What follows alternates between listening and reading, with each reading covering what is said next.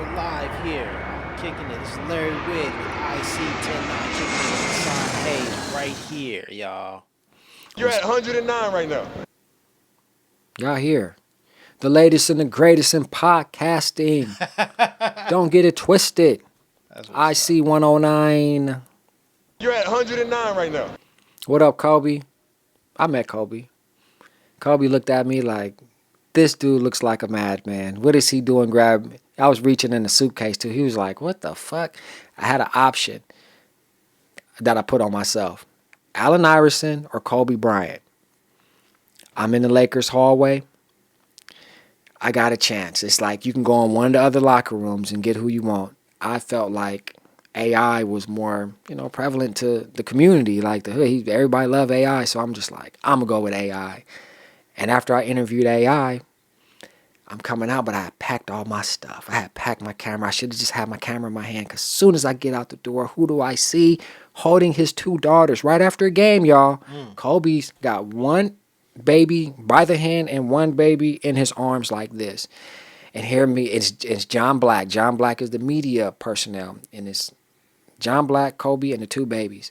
And then I come up the hallway and I'm like, hey, Kobe, can I get an interview? He was like, come on. And he's on his way into the press room. And he just looking at me, fumble through all my shit. And he just really looking at me. And I'm like, oh, I wish I was prepared right now, because I didn't know I was going to be able to get them both. And I said, you know what? After fumbling and embarrassing myself so much, I said, Kobe, thank you for your time. I want to give you this. I reached in my bag. I gave him a Hood News DVD. I said, look, this is the illest stuff that's going on South Central, Compton, Long Beach, and Watts.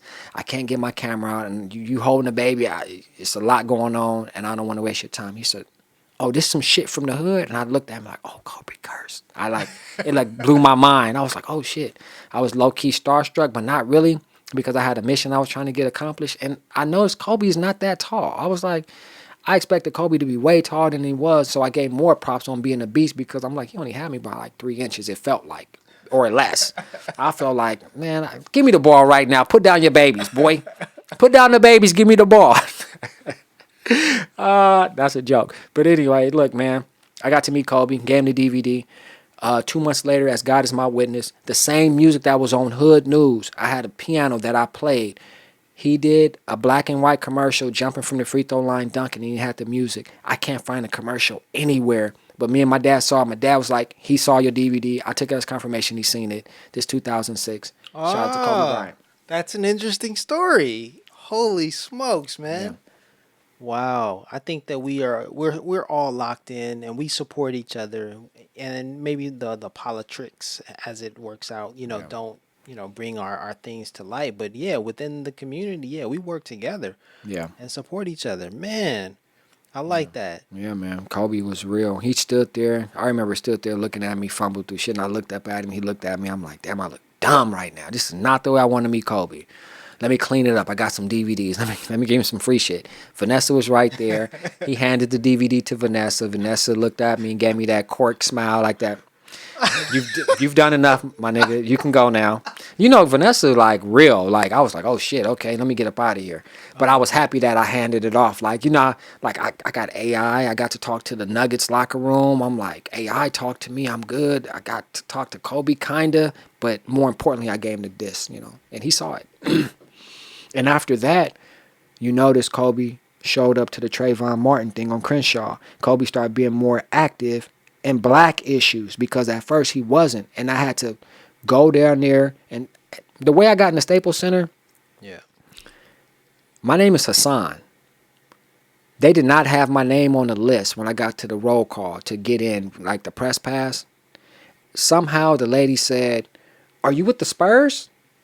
And I said, well, yes, ma'am, I am with the Spurs.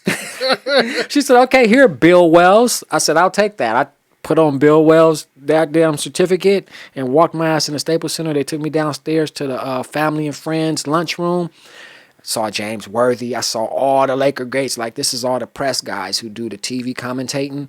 And then it's like they lunchroom, bro. They got everything in the lunchroom. Ice cream machine. They make your food for you. It's cracking. And guess what they want? $5. I had $5. I sat there. I was eating big with James Worthy. Like, I don't think I was supposed to go sit at James Worthy table, but I did. Because it was an open seat. It was him and the white cat. from TV, and I was like, I'm finna go sit with James Worthy because this is probably gonna be the only time I ever go in Staples Center. And I sat and they just looked at me. Hey, what's going on, young fella? I was like, hey, I'm in this bitch. You know what I'm saying? I'm like, I came here to report with, on AI. They was like, okay. And then they went amongst their business, and I just sat there looking around the room, eating my good ass. It was like salmon, some greens. I had ice cream over here. It was all you can eat for $5, bro. Off the chain. Beautiful experience. Hassan has stories. I'm sitting here chopping it up with Hassan Haze, the writer, author, videographer, cinematographer. Like the brother does it all. I rap a little bit too. Got the album Nine, the Underdog God Yes, out yes, there, yes. and telling me his stories about the basketball greats. And he's the one who hooked me up with. You're at 109 right now.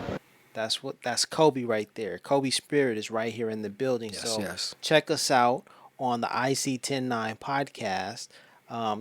You should be watching on YouTube right now, but the podcast is also available on plenty of those sites where it's available. Everybody, please go check out iSee109 podcast.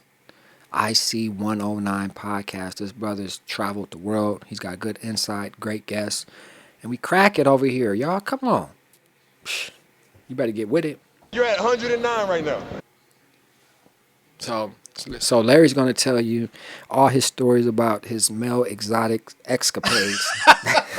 No. Hey, I'm gonna tell you though, man. That story about Kobe and having had seen your what you call it, My DVD, my hood news. DVD, I promise you, bro. and you had confirmation that he had done so.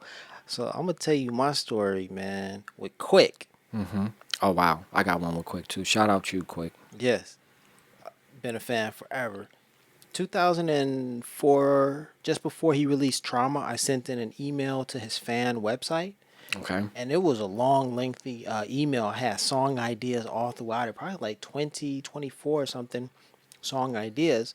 Because I was like, Quick, your career needs a double CD like Tupac's. Right. You know, you give us, and we want it. We want that quick content.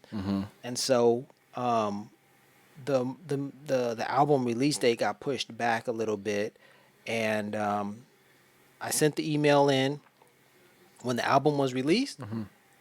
I kid you not, but I could like pinpoint.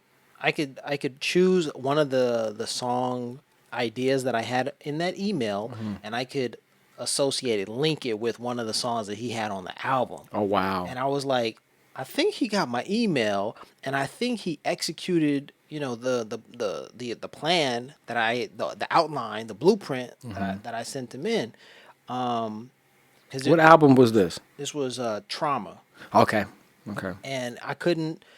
And now what happened is subsequent albums, I could also go back and I could find links between that email and even the albums that came after that. And I was like, bro, you read that email, you kept it with you, and you were like checking them off as they Right. were coming. And I thought to myself, no, I'm tripping because the ideas were too generic and they weren't actually, and he was probably too busy to even have read it.